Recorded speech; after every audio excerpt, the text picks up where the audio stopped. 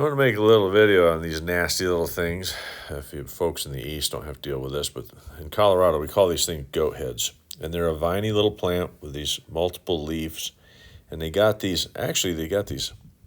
nasty little thorns on here. And that's what you want to get rid of. And the way to identify them is they sprawl out on the ground and they stick real close. And they've got these pretty little yellow flowers on them. The flowers are actually pretty nice.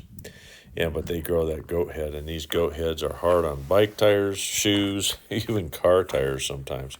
They're really nasty to keep around.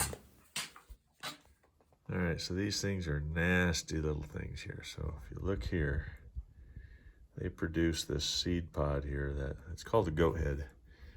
And these things are just nasty. They go through shoes, they go through bike tires, they can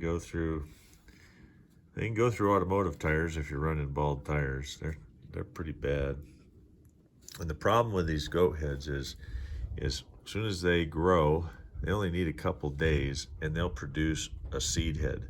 So if you look here, this seed head right here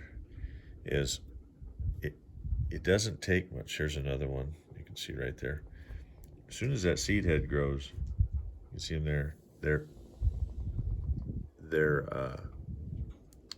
they'll grow another plant. So the only way I know to get rid of these things is to get medieval on them. You gotta pull them, just cut them off right here at the root with a shovel or a knife or something right here, and pick them up. And if you pick them up green, they normally come up with all the goat heads and everything.